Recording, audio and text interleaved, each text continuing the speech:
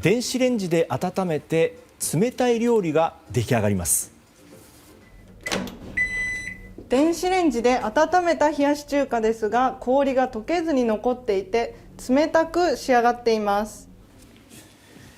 ニチレイは電子レンジで指定の時間温めると冷たい料理ができる新しい技術を開発し、冷やし中華を販売します。電子レンジのマイクロ波の影響を受けにくい氷の特性を利用し、調理後にも適度に氷が残ることで麺を茹でずに冷やす手間を省くことができるということです。新型コロナの影響で在宅時間が増える中、保存ができる家庭用の冷凍食品は需要が高まっています。